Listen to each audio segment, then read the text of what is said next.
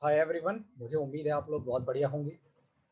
आज हम जो अकाउंट्स अपना सीएमए फाउंडेशन की पेपर नंबर 2 हमारा अकाउंट्स है, उसमें आज जो यूनिट हम स्टार्ट करने जा रहे हैं वो है हमारा डेप्रीशिएशन चैप्टर। काफी इंपॉर्टेंट चैप्टर्स है डेप्रीशिएशन का। अरे ये ऑलरेडी हम 11 12 में कहीं ना कहीं हम पढ़ चुके हैं, लेकिन मतलब इसमें जो हमें आएगा हमें इतना ज्यादा ही कॉम्प्लिकेटेड नहीं आएगा। अपने को सिंपल सा एमसीक्यू बेस्ड क्वेश्चन दिया होगा जिसको हमें सॉल्व करके चारों में से एक को टिक करना है। तो इतना ज्यादा टेक्निकली डेप्रिशिएशन जो है वो नहीं आएगा। चलिए स्टार्ट करते हैं। सबसे पहला जो है एक नंबर में आ सकता है AS6 होता है, वो डेप्रिशिएशन के लिए होता है। और AS10 जो होता है ये हमेशा फिक्स एसेट्स के लिए होता है। ठीक है, ये हमारे देखना जब हम मैचिंग करेंगे ना, मैचिंग का भी हमारे पेपर में आता है। तो AS6 डेप्रिशिएशन और AS10 किसके लिए? AS10 for fix assets. आपको दिखाऊंगा ये क्वेश्चन हमारे में 2 नंबर में दोनों ही कवर हो जाएंगे। तो चलिए इस चैप्टर स्टार्ट करने से पहले ही हमने दो क्वेश्चन तो हमने निपटा भी लिए अपने। AS6 हमारा है डेप्रिशिएशन के लिए।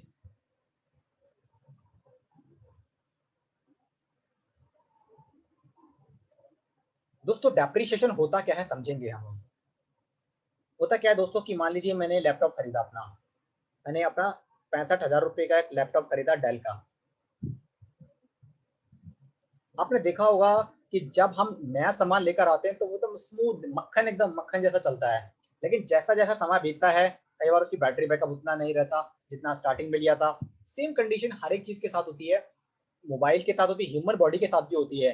ह्यूमन बॉडी जवानी में तो कितना बढ़िया चलता है, बचपन में एकदम उछल कूद करते हैं, कि वो धीरे धीरे करके जैसे जैसे हमारी जो है एज डाउन होती रहती है, उसी हिसाब से हम लोग क्या करते हैं, हमारी जो एनर्जी होती है वो सब कुछ डाउन होना स्टार्ट हो जाती है। तो वही बोला गया है कि मान लीजिए जैसा कि मैं एग्जांपल लिया 65,000 का आपने डेल का लैपटॉप किया, तो स्टार्टिंग में फंक्शनिंग बढ़िया करेगा, उसके बाद ही कभी हैंग होने की प्रॉब्लम आ जाएगी। बैटरी का जो बैकअप कभी 8 घंटे या 6 घंटे हुआ करता था, आज वो 2.5 या 2 घंटे के अंदर सीमित रह गया है। तो ये सारी जो प्रॉब्लम है, इन सब प्रॉब्लम डेप्रिसिएशन यही बोलता है कि समय के साथ साथ, यानी जैसा जैसा आपने इस चीजों को यूज किया और समय बीतता गया तो उस वैल्यू में ना कमी आना स्टार्ट हो जाती है। उस वैल्यू को हम बोलते हैं डेप्रिसिएशन। समय बीतने के साथ साथ और उस चीज को यूज करने के साथ साथ उस संपत्ति में, जिसको हम बोलते हैं असेट बोलते हैं, उसमें जो कमी आती है उसको हम बोलते हैं डेप्रिसिएशन। तो डेप्रिसिएशन होता है कि समय बीतने के साथ साथ, ठीक है, सिंपल सा है कि आप जो फ्रिज लेकर आते हो, जो फ्रिज स्टार्टिंग में फंक्शन करता है, स्टार्ट बाद में वैसा नहीं करता। ओके, तो ये है। तो ये हो गया हमारा डेप्रिसिएशन। फिर हो गया अमोर्टाइजेशन। काफी सारे मतलब डेप्रिसिएशन एक अलग अलग कैटेगरी होती है, तो उन चीजों को हम समझेंगे। तो दोस्तों डेप्रिसिएशन होता है, जैसे कि मैंने फ्रिज बोला, तो फ्रिज फिजिकली हम टच कर सकते हैं। तो जो डेप्रिसिएशन जो वर्ड होता है वो टेंजिबल असेट के लिए इस्तेमाल होता है। हमने पढ़ा था दो तरह की एसेट, टेंजिबल और इनटेंजिबल, जिनको हम देख सकते हैं, छू सकते हैं, अनुभव कर सकते हैं। जैसे फ्रिज हो गया, लैपटॉप हो गया, इसको हम छू कर सकते हैं। ये पेन हो गया, इसको हम छू सकते हैं, तो ये टेंजिबल असेट है। ओके, ये फोन है अपना, ये फोन है अपना, तो इसको हम देख सकते हैं, छू सकते हैं, तो ये हमारा क्या हो जाएगा, टेंजिबल हो जाएगा। ठीक है दोस्तों, तो इन्हीं को हम बोलते हैं, जब टेंजिबल असेट पर समय बीतने के साथ साथ और यूज करने के साथ साथ जब उसकी वैल्यू में जो कमी आती है, तो उस कमी को हम बोलते हैं डेप्रिसिएशन। और यदि हम इंटेंजिबल असेट जैसे गुडविल, पेटेंट, ट्रेडमार्क, कॉपीराइट, इन जब चीजों इंटेंजिबल असेट के ऊपर जो उनकी वैल्यू में भी कई बार कमी आती है, तो अगर उनकी वैल्यू में अगर समय बीतने के साथ साथ जो कमी आती है, तो उसको हम उसके लिए जो यूज किया जाता है वो किया जाता है अमोर्टाइजेशन। उसके बाद होता है दोस्तों डिप्लीशन। डिप्लीशन जो होता है वो इस्तेमाल होता है दोस्तों नेचुरल रिसोर्सेज के लिए। Natural resources like coal mines, mineral mines. दोस्तों क्या होता है कि आपने देखा होगा कि जो जहां से हम कोयला निकालते हैं उनकी बड़ी बड़ी खदानें होती हैं, बड़ी बड़ी माइंस होती हैं, लेकिन उसका भी टाइम लिमिट होता है कि इस खदान से हम 50 साल, 30 साल, 35 साल, 90 साल, जो भी टाइम पीरियड है, तो जैसे जैसे समय बीतता जाता है तो वो खदानें भी तो खत्म हो जाएंगी।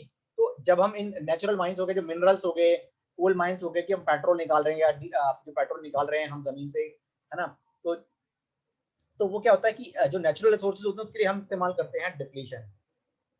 ऑब्सोलिसेंस का मतलब होता है दोस्तों कि समय बीतने के साथ साथ जो टेक्नोलॉजी में परिवर्तन आता रहता है, जिस वजह से, फॉर एग्जांपल मान लीजिए एक फोन था रेडमी नोट 9 5 प्रो, आज आ चुका है रेडमी नोट 9 प्रो, 10 प्रो भी और 11 प्रो भी आ चुका है। ठीक है दोस्तों, तो क्या था कि जब रेडमी नोट 5 प्रो आया था तो उसकी कीमत जो थी 15,000 16,000 रुपए थी।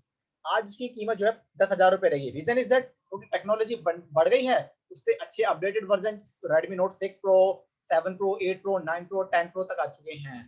तो टेक्नोलॉजी में चेंजेस होने से जो भी परिवर्तन आता है और जो नुकसान होता है, 16,000 की वैल्यू थी, आज उसकी 10,000 की रहेगी, तो ये 6,000 का जो परिवर्तन आया है इसको हम बोलते हैं ऑब्सोलिसेंस।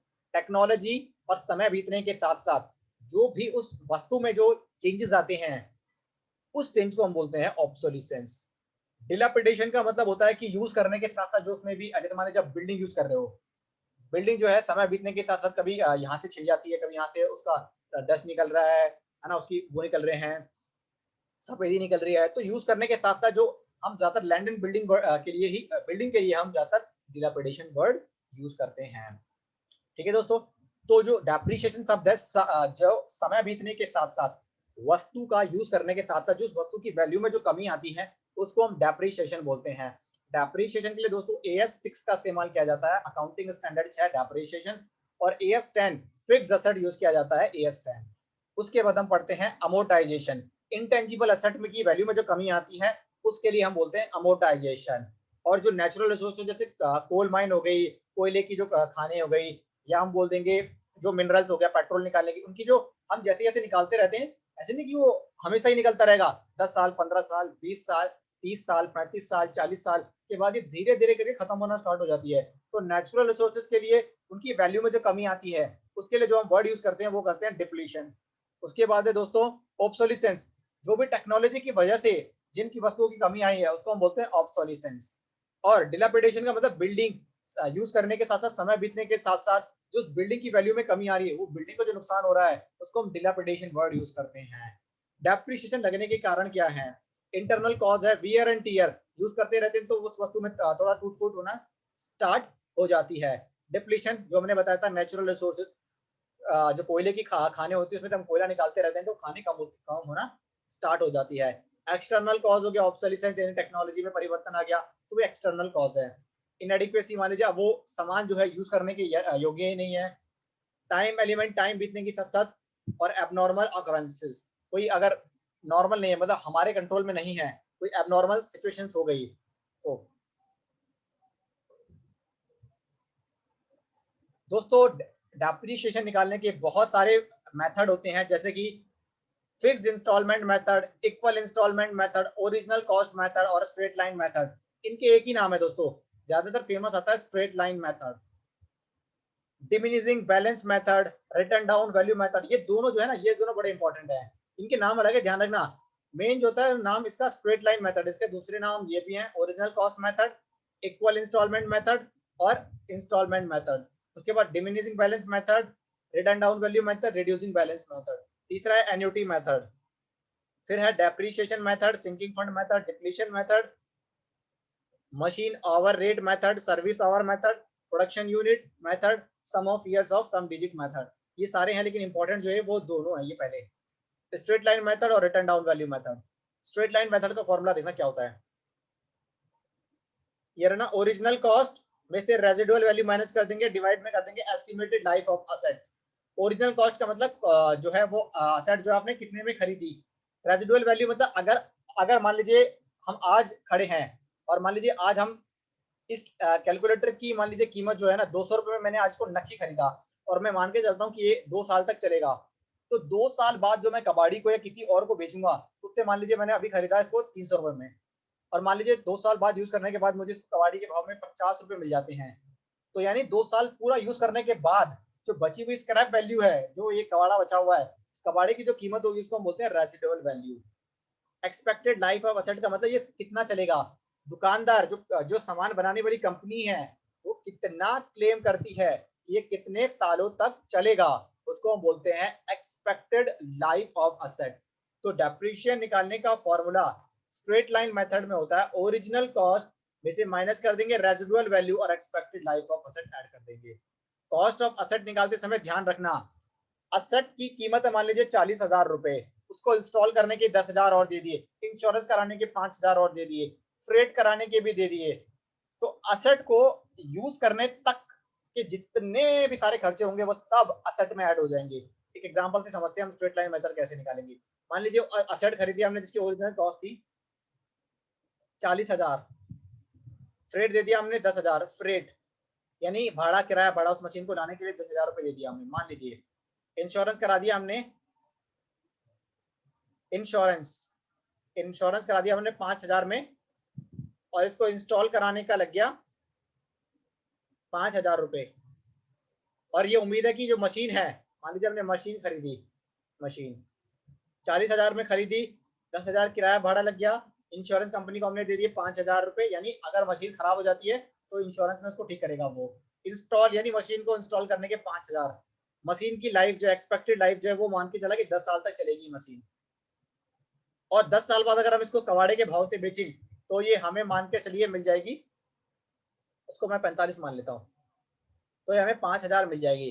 अब बताइए कि डेप्रीशिएशन कितना होगा, डेप्रीशिएशन की अमाउंट, तो इसकी ओरिजिनल कॉस्ट होगी 45,000 में जो हमने खरीदा, ये तो होगी होगी, साथ ही इस मशीन को कंपनी में बिल्कुल नक्की यानी यूज करने की कंडीशन में बनाने के लिए हमें उसको इंस्टॉल भी करना पड़ेगा, हमें उसका इंश्योरेंस भी करवाना पड़ेगा, हमें उसका फ्रेट भी मतलब फ्रेट भी देना पड़ेगा, इंश्योरेंस भी कराना पड़ेगा और इंस्टॉल भी कराना पड़ेगा।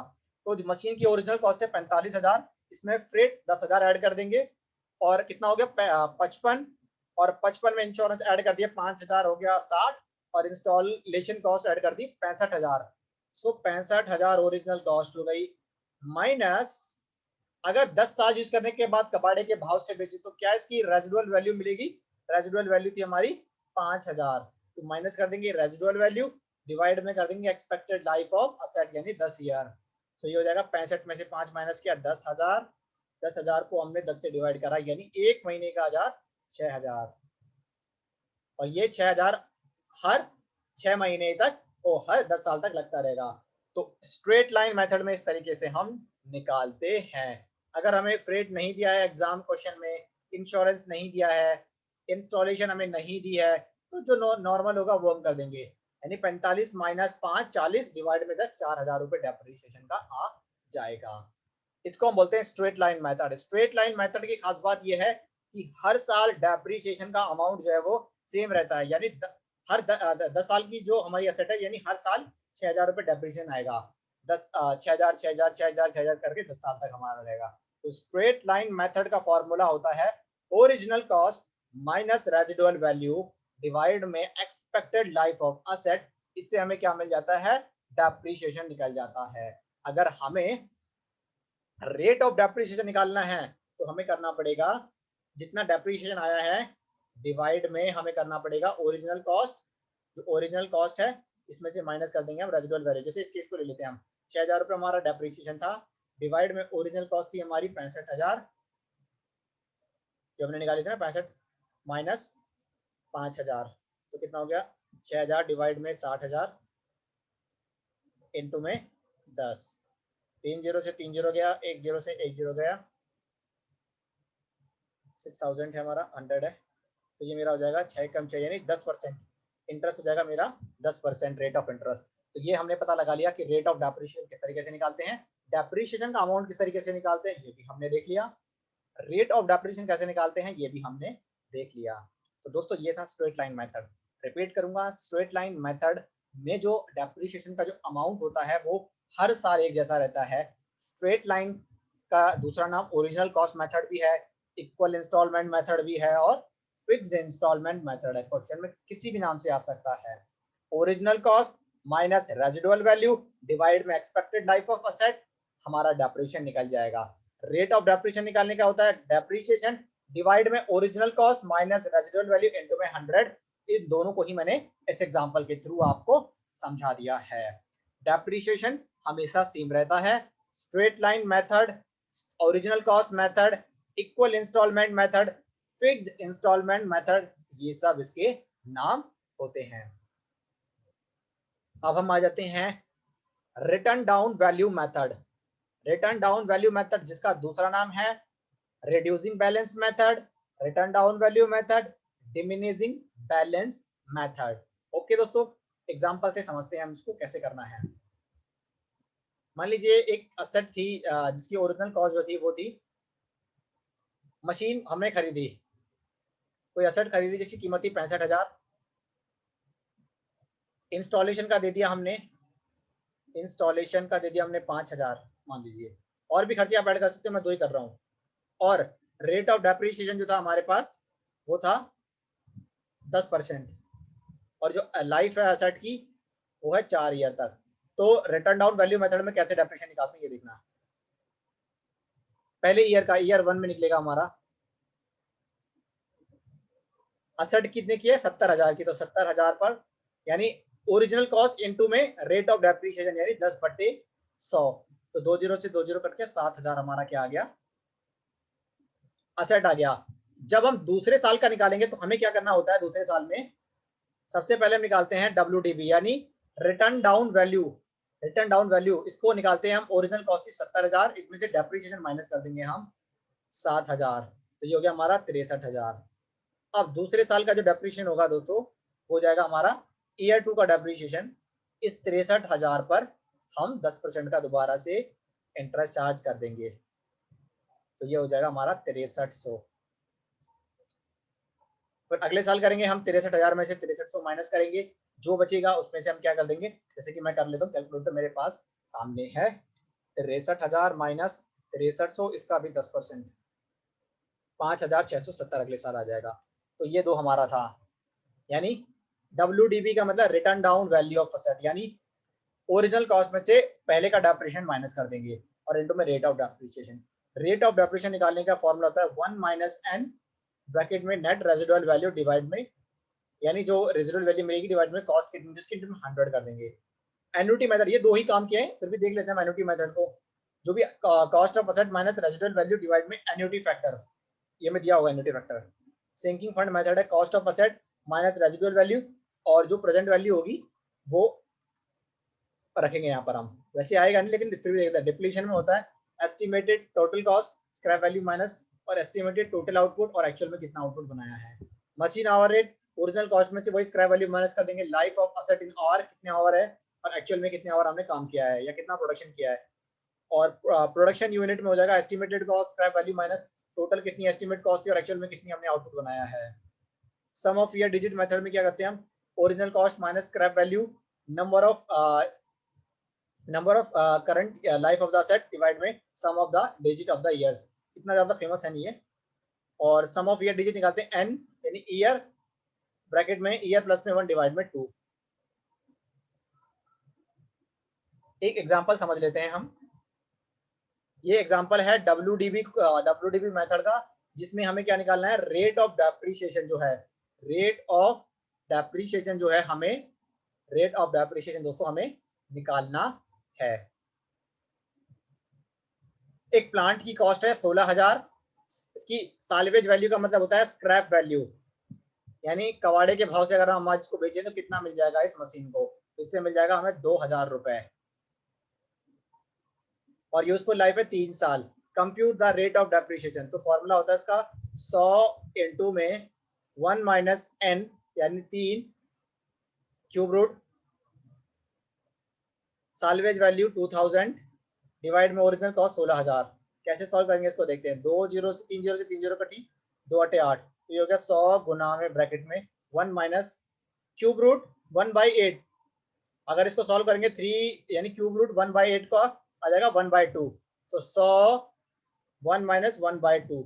इसको सॉल्व करेंगे तो यहाँ सॉल्व कर लेते हैं। 100 एलसीएम लेंगे, 2 2 1 कम 2 माइनस 1, 2 में से 1 है 1/2, और गुना में ये 100 तो है हमारा ये वाला 100, तो ये 2 को 100 से डिवाइड करेंगे तो ये हमारा 50 आ जाएगा, तो 50% हमारा डेप्रिसिएशन हो जाएगा। कुछ एंट्रियां देख लेते हैं अब हम कि किस तरीके की एंट्रियां बनाते हैं। डेप्रिसिएशन में अकाउंटिंग एंट्रियां करते समय 3 केस होते हैं मैक्सिमम।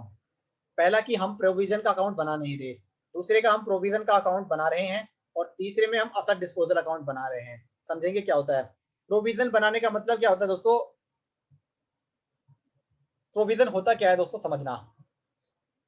जो हम हर महीने का डेप्रिसिएशन निकालते हैं ना, कि जैसे मान लीजिए किसी भी डेप्रिसिएशन 6,000 आया, तो ये मान के चलते हैं कि हमें अभी से 6,000 रुपए अपने पास रख लेने चाहिए। जब मशीन खराब हो जाएगी तो जो 6,000 करके ये हमारे जो पैसा टोटल कलेक्ट हो जाएगा, इससे हम नई मशीन खरीद सकते हैं। इमीडिएटली हमें फंड की टेंशन नहीं होगी। फिर अगर हम प्रोविजन मेंटेन नहीं करते तो हम मान के चलते हैं कि हम कोई पैसा अभी सेव नहीं कर रहे, जब आएगा हम तभी असेट को खरीद लेंगे, हमारे पास प्रॉपर फंड है। लेकिन प्रोविजन वाले पॉइंट में ये होता है कि हम अभी से ही अपना थोड़ा थोड़ा पैसा बचा के चल रहे हैं कि 10 साल बाद जब मशीन खराब हो जाएगी तो जो पैसा हमने बचा के रखा हुआ है उससे हम क्या कर सके दोस्तों, उससे हम असेट खरीद सके।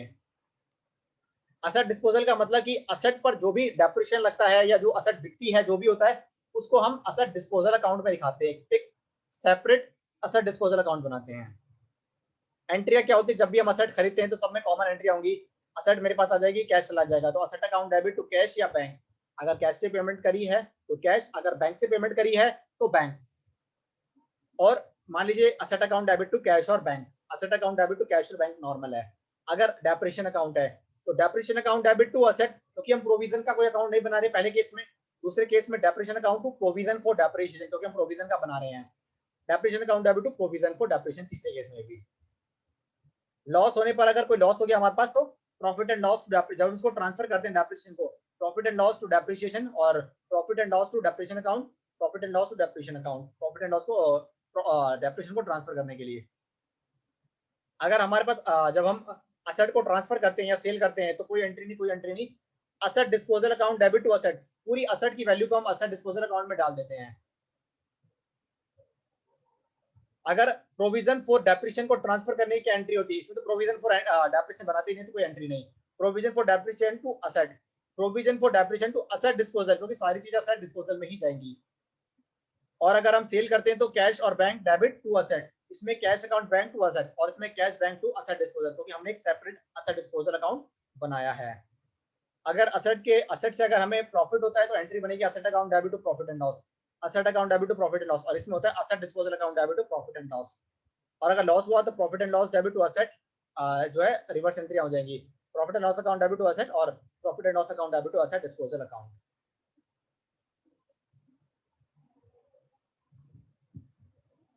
आइए दोस्तों एग्जांपल समझ लेते हैं। वैसे ही जो एग्जांपल दिए ना 10-11 एग्जांपल, तो ये जो एग्जांपल दिए दोस्तों हमें, ये ना बड़ा जो 8 मार्क जो हम डिस्क्रिप्टिव पेपर था उस पैटर्न में था, बट हमें जो है वो एमसीक्यू बेस कर रहे हैं, तो मैं जो अभी हमारा एमसीक्यू क्वेश्चन होंगे वो सॉल्व करेंगे हम। परचेज प्राइस मशीन का कितना है, 1,80,000। इस मशीन को खरीदने के लिए हमने फ्रेट दे दी 30,000 ऐड होंगे, मैंने आपको समझाया था। इंस्टॉलेशन चार्जेस, यानी आपको इस मशीन को कंपनी में इंस्टॉल करने के लिए 10,000 रुपए दिया ऐड होगा। रेजिडुअल वैल्यू, अगर आज मानकर चले कि 5 साल यूज करने के बाद, क्योंकि इसकी यूजफुल लाइफ 5 साल है, 5 साल यूज करने के बाद अगर आप कबाड़े के भाव इसको बेचोगे तो 16,000 में बिक जाएगी। कह रहा है कि calculate the depreciation for the third year under straight line. Third year बोलो, फोर्थ ईयर बोलो, फिफ्थ ईयर बोलो, सेकंड ईयर बोलो, फर्स्ट ईयर बोलो, डेप्रिसिएशन हमेशा सेम रहेगा दोस्तों। तो कैसे निकालेंगे, 1,80,000 original cost plus 30,000 freight charges plus 10,000 minus 16,000 divide में 5 साल। मैं इसको कैलकुलेट कर लेता हूँ, मेरे पास कैलकुलेटर है, आप भी इस्तेमाल करिएगा। 1,80,000, 30,000, 10,000, 1,80,000, 30,000, 10,000 माइनस 16,000, ये आ गया 2,04,000। इस 2,04,000 को 5 से डिवाइड करेंगे तो हमारे डेप्रिसिएशन मिल जाएगा, डिवाइड में 5, 40,800। ये हर साल रहेगा, ऐसा नहीं कि ये कंफ्यूज कर रहा है हमें कि थर्ड ईयर का बताइए। स्ट्रेट लाइन मेथड में हर एक साल बराबर रहता है, तो आप फर्स्ट ईयर का पूछो तब भी सेम आंसर रहेगा 40,800, सेकंड ईयर का पूछोगे तब भी 40,800 रहेगा, थर्ड ईयर का पूछोगे तब भी 40,800, फोर्थ ईयर का तब भी 40,800 और फिफ्थ ईयर का तब भी 40,800।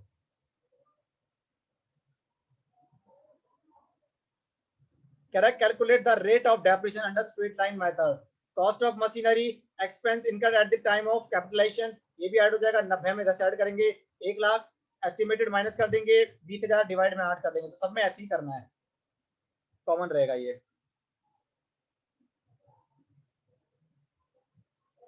बड़े बड़े क्वेश्चन से आएंगे नहीं एग्जाम्स में, हम इनके एमसीक्यूज देख लेंगे, जो भी एमसीक्यूज अभी अवेलेबल है स्टडी मटेरियल में।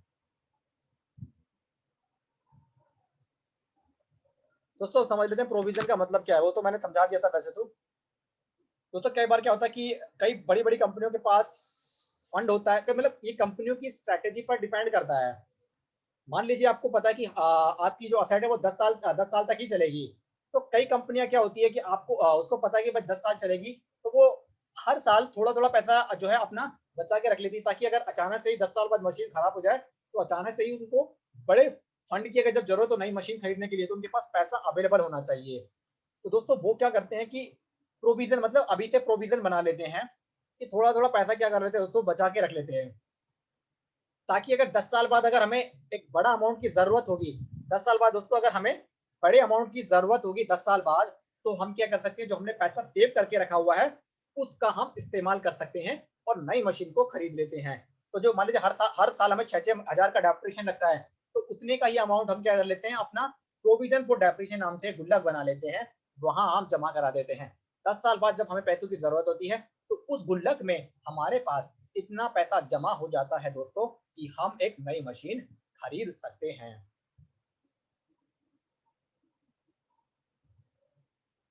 रिजर्व का मतलब होता है, दो तरह के रिजर्व होते हैं, कैपिटल रिजर्व और रेवेन्यू रिजर्व। अगर छोटे मोटे खर्चों के लिए अगर आप थोड़ा पैसा अलग कर लेते हो प्रॉफिट के हिस्से में से, तो वो रेवेन्यू रिजर्व हो जाता है। लेकिन बड़ी बड़ी असेट या संपत्तियां खरीदने के लिए अगर आपको चाहिए, तो वो भी क्या हो जाता है, आपको वो आप कैपिटल रिजर्व में करते हो। So these are the reserve. Reserve का मतलब होता है कि आप प्रॉफिट में से थोड़ा सा हिस्सा जो है अलग रख लेते हो, कि अगर आपको इमरजेंसी आ गई, कोई एसेट खरीदना है या कुछ खरीदना है, तो आप उस पैसे का इस्तेमाल कर सको। तो ये आप रिजर्व के थ्रू करते हो। दोस्तों इसके मल्टीपल चॉइस सारे क्वेश्चंस कर लेते हैं आज हम। स्ट्रेट लाइन मेथड और रिटर्न डाउन वैल्यू मेथड ही दो इंपॉर्टेंट है। आ जाइए हम देख लेते हैं। एमसीक्यू क्वेश्चंस है। Depreciation refers to the process of asset valuation, no. Allocation of cost of asset over the period of its life, यानी asset को उसकी लाइफ में बांटना, बिल्कुल सही बात है। In case the depreciation are revalued, the provision for depreciation is based on market value of asset, historical cost of asset, depreciated value of asset, the revalued amount over the estimated of the remaining useful life of such asset is the right answer. Which of the following is an internal cause for depreciation? Wear and tear, depletion or exhaustive, both A and B, both A and B. Which are the method of depreciation prescribed by the income tax act? तो दोस्तों मैं आपको income tax act हमेशा return down value method को ही prefer करता है। लेकिन इस क्वेश्चन में क्या है कि आपको separate return down value method नहीं दिया है, तो आपको जो ये वाला है ना, equal instalment and written down value method, इसको आपको टिक मारना पड़ेगा। लेकिन अगर मान लीजिए क्वेश्चन में आता है सेपरेट होते हैं, ये इक्वल इंस्टॉलमेंट जो है ये अलग सेपरेट होता और ये सेपरेट होता, तो आपको ये करना पड़ेगा। इनकम टैक्स साफ तौर पर रिटर्न डाउन वैल्यू मेथड को प्रेफर करता है और अकाउंट स्ट्रेट लाइन मेथड को। आप ऐसा बोल सकते हो। Depreciation is not provided in which of the following asset? Goodwill, land, inventory of goods, both B and C. आप इस पर टिक मार सकते हो। वैसे तो खैर इन्वेंट्री पर भी नहीं लगता डेप्रिसिएशन, लैंड पर भी नहीं लगता, गुडविल पे भी लगता, बी एडिंग कर दीजिए। तो हम देखिए क्या है फिफ्थ का। वैसे तो कुछ और भी आंसर हो सकता है, फिफ्थ का डी है, ठीक है। वैसे तो तीनों पर ही नहीं लगता depreciation. Obsolescence means decline in the value due to physical wear and tear. Efflux of time का मतलब है समय बीतने के साथ साथ। Fall in market price, innovation and innovation. मैंने कहा बताया था आपको चैप्टर स्टार्ट होने से पहले ही। ऑब्सोलिसेंस जो है इनोवेशन एंड इनोवेशन, यानी कोई जो नया मतलब मार्केट में जो नई इन्वेंशन आती है, मान लीजिए कोई नया मॉडल आता है, टेक्नोलॉजी चेंज होती है, तो उस कारण से ऑब्सोलिसेंस होता है। The depreciation account is close at the end of the year. Profit and loss account, fixed asset account, provision for depreciation account, general ledger, profit and loss account. Which of the following is an external cause for depreciation? All of the above abnormal circumstances. External cause of element obsolescence. Accumulated depreciation is an example of a liability. चलिए दोस्तों, purchase price of machinery 8,90,000, question सही है।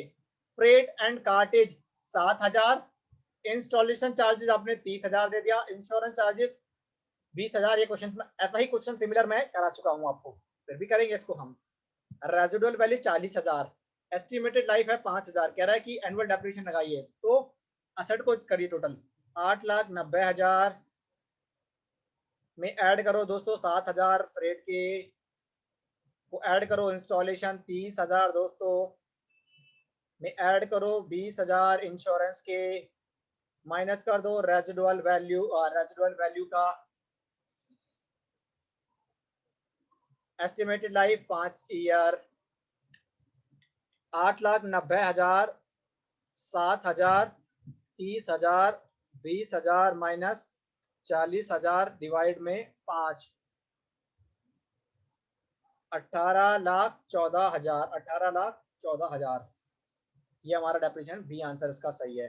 Depreciation of 10 year lease is best done of the method SLM. क्या होता है कि lease में भी आपने देखा होगा कि आपको हर साल जो है लीज सेम रहता है। हर साल जो लीज होता है दोस्तों वो क्या होता है, सेम होता है। और एसएलएम में भी हमने देखा है कि हर साल डेप्रिसिएशन सेम रहता है, तो ऑब्वियसली एसएलएम ही लीज के लिए एप्लीकेबल होगा। ओरिजिनल कॉस्ट है आपकी 1,50,000, residual value 10,000, depreciation third year depreciation है अंडर डब्ल्यू डी। तीसरे साल का डेप्रिसिएशन आपका क्या होगा? तो देखिए 1,00,000 में से माइनस कर दीजिए आप 10,000, 1,00,000 में से आपका 8 में से आपको माइनस करिए 10,000, 10% minus 10% minus depreciation for third year एक,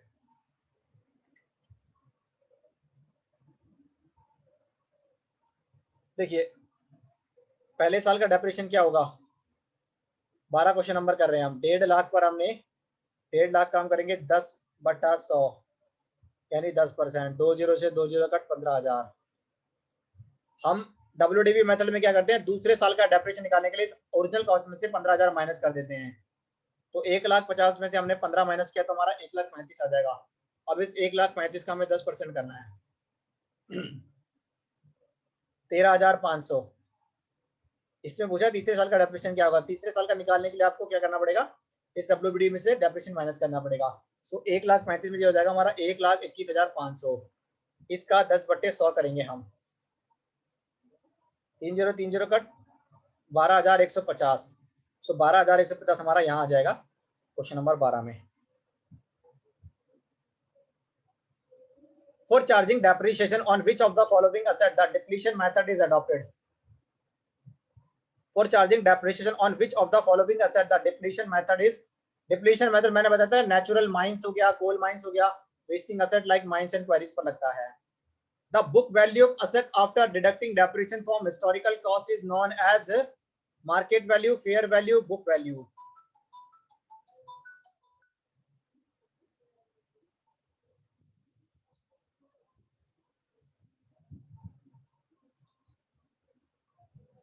If the original cost of machine 1,00,000, life है 5 साल, रेजिडुअल वैल्यू है 2,000, if the depreciation for 4th year as per SLM is इतना, then rate of depreciation, तो रेट ऑफ डेप्रिसिएशन निकालने का formula होता है डेप्रिसिएशन यानी 19,600 डिवाइड में original cost 1,00,000 minus residual value 2,000 into में 100। तो ये हो जाएगा आपका 19,600 डिवाइड में 98,000 इनटू में 100। इसको मैं सॉल्व कर लेता हूँ। 2 जीरो से 2 जीरो कट, 1 जीरो से 1 जीरो कट, और 98 दूनी 196, 2 दाई का 20 यानी 20% इसका आंसर हो जाएगा। 20% इसका क्या हो जाएगा, आंसर हो जाएगा। एंड अब हमें इसके बाद करना है फिल इन द ब्लैंक्स करना है। चलिए depreciation means decrease in the value of asset. Depreciation के कारण क्या होता है, डिक्रीज हो जाती है असेट की वैल्यू में। अमोर्टाइजेशन का मतलब होता है, अमोर्टाइजेशन ध्यान रखना ये भी डेप्रिसिएशन होता है एक तरीके का, बट ये लगता है इंटेंजिबल एसेट के ऊपर। Charging a period with the proportionate cost of N intangible asset. Depreciation account is a nominal account, खर्चों का account. is a charge against the profit, provision is a charge against profit. The amount of depreciation charge on a machinery will be debited to depreciation account. Profit on sale of machinery is credited. अगर आपको profit हुआ है तो आप क्या करोगे, asset debit to profit and loss, तो profit and loss को आप क्या कर रहे हो, क्रेडिट कर रहे हो।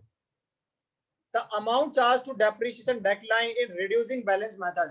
आपने देखा होगा कि डेप्रिसिएशन रिड्यूस हो जाता है। अगर हम अभी एग्जांपल भी देखें, हमने कौन सा एग्जांपल किया था, ये देखो पहले ईयर में डब्ल्यूडीबी के हिसाब से 15,000, फिर 13,500, फिर 12,150। तो डब्ल्यूडीबी मेथड में हर साल डेप्रिसिएशन कम होता रहता है, और जो एसएलएम मेथड होता है, स्ट्रेट लाइन मेथड, हर साल डेप्रिसिएशन सेम रहता है।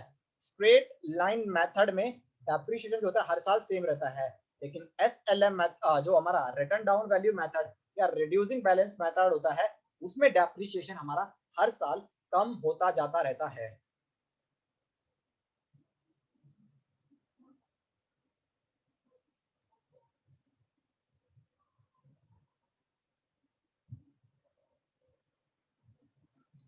Formula to calculate rate of depreciation under diminishing balance method 1 minus n upon में r मतलब रेजिडुअल वैल्यू और ओरिजिनल कॉस्ट। डेप्रिसिएशन एक नॉन कैश आइटम है। ऑब्सोलिसेंस जो होता है टेक्नोलॉजी के कारण होता है, ये आपको बता चुका हूँ। In case of downward revaluation of asset, which is the first time revalued the account, debited is profit and loss account. It's an example accounting with the depreciation for providing depreciation. दोबारा depreciation के लिए हम accounting standard 6 इस्तेमाल करते हैं और AS10 होता है फिक्स्ड एसेट के लिए। For providing depreciation on hand tools, the appropriate method of depreciation is revaluation method. In method, physical wear and tear are more important than the straight line. Formula to escalate the straight line. Straight line में मैंने आपको formula बताया हुआ है, original cost minus residual value upon में estimated life. True and false देख लेते हैं दोस्तों, आइए। In case of mineral resources depreciation is not provided but depletion is charge. True है, मैंने बताया था ना मिनरल रिसोर्स के केस में। Under straight line method the cost of asset return of in equal proportion during its economic. Yes, asset को हम equal proportion में, तभी तो हमारा डेप्रिसिएशन स्ट्रेट लाइन में हमेशा सेम रहता है। Depreciation is charged on tangible fixed asset and it is not charged on any current asset। सही बात है, करंट एसेट पर कोई डेप्रिसिएशन नहीं लगता। Depreciation is a process of allocation and not of revaluation। True है बिल्कुल। एन एसेट को परचेज किया 25,000 में, depreciation is to provide annually regarding straight line method में। Useful life 10 years, scrap value 5,000, rate of depreciation कितना होगा 10%। हम देख लेते हैं। फॉल्स आ रहा है, वैसे ट्रू आएगा यहाँ पर। कैसे आएगा वो मैं दिखा देता हूँ आपको। सबसे पहले तो आप डेप्रिसिएशन निकालिए, तो ओरिजिनल कॉस्ट 25,000 वैसे माइनस करिए 5,000 डिवाइड करिए 10,000, तो ये आ जाएगा आपका 2,000। ये हो गया आपका डेप्रिसिएशन। रेट निकालने का फॉर्मूला होता है डेप्रिसिएशन 2,000 डिवाइड में original cost of asset minus scrap value, यानी 2,000 डिवाइड में 20,000 इंटू में 100।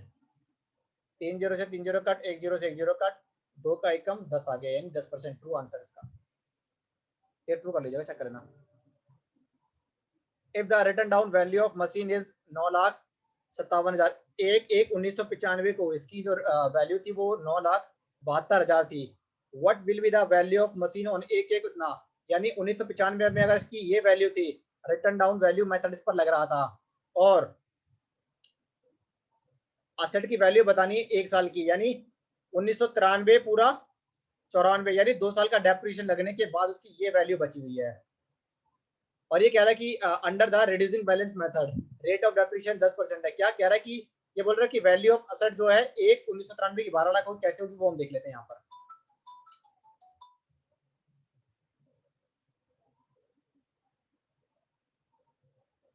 वो हम यहाँ पर देख लेते हैं।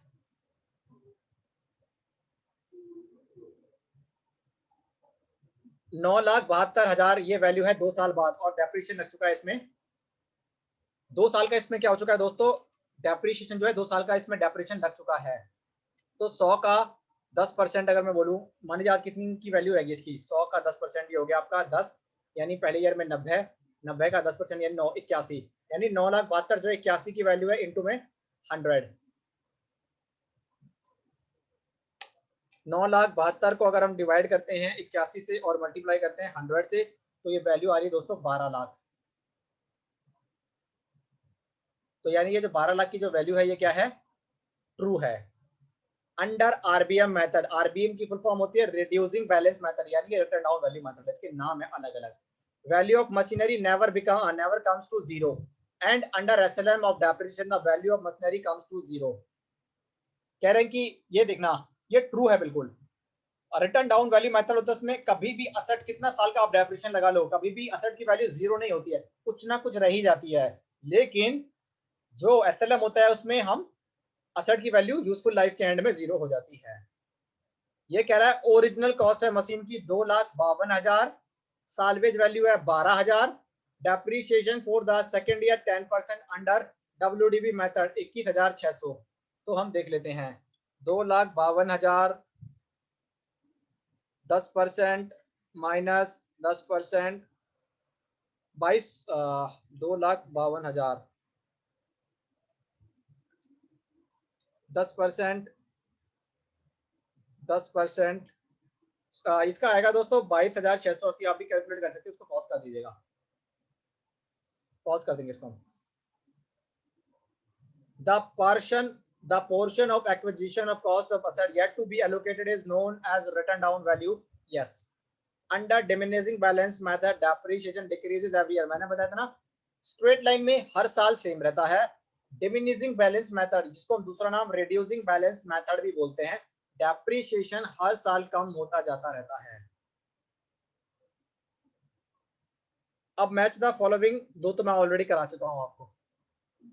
अब अपने को ना समझना है, ये पेटेंट हो गया, ये पेटेंट जो है मैंने बताया था, पेटेंट ये इंटेंजिबल एसेट है, ये जाएगा अमोर्टाइजेशन के लिए।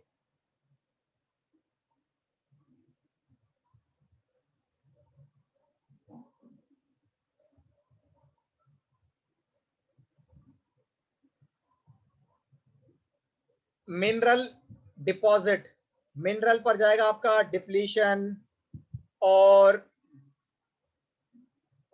इंटरनल कॉस्ट को बोल सकते हो वियर एंड टीयर। अब दो बचे हमारा लैंड और बिल्डिंग। सो लैंड पर नो डेप्रिसिएशन, बचता है हमारा ये डिप्लीशन, बिल्डिंग पर डेप्रिसिएशन। अब देखिए ये AS6 आ गया, AS10 का नहीं, 2 नंबर में आप कर ही दोगे। AS6 का मतलब डेप्रिसिएशन, AS10 का मतलब फिक्स्ड एसेट, दो तो हमने कर लिए। रिड्यूसिंग बैलेंस मेथड का दूसरा नाम रिटर्न डाउन वैल्यू मेथड भी है। स्ट्रेट लाइन मेथड का दूसरा नाम ये भी है, इक्वल इंस्टॉलमेंट मेथड। और अब बचता है हमारा, ये भी हो गया, ये भी हो गया, ये भी हो गया, ये भी हो गया, ये यूनिट ऑफ, जो बचता है उसको हम यहाँ डाल देंगे, खत्म बात। तो दोस्तों ये हम लोगों ने क्या कर लिया, डेप्रिसिएशन का चैप्टर कर लिया, सारे इसके एमसीक्यूज भी कर लिए। दो मेथड बड़े इंपॉर्टेंट है, स्ट्रेट लाइन मेथड और written down value method. Straight line method में डेप्रिसिएशन हर साल सेम रहता है, और at the end of the life ये जीरो हो जाता है। रिटर्न डाउन वैल्यू मेथड में क्या होता है, कभी भी एंड ऑफ द लाइफ ये कभी भी जीरो नहीं होता, और हर साल डेप्रिसिएशन जो होता है कम होता जाता है। AS6 डेप्रिसिएशन होता है, AS10 फिक्स्ड एसेट्स होता है। दोस्तों एक बार और लेक्चर को देख लीजिएगा एक दो बार, फिर भी कोई डाउट रह जाता है तो आप पूछ सकते हैं, मैं अवेलेबल हूँ। टॉपिक को दोबारा से बनाना है मैं बना दूंगा, जैसा आप सजेस्ट करेंगे। मेरी तरफ से एंड है, इसके बाद हम नेक्स्ट लेक्चर में करेंगे अपना rectification of error from my side guys. That's all about in this video. Bye guys.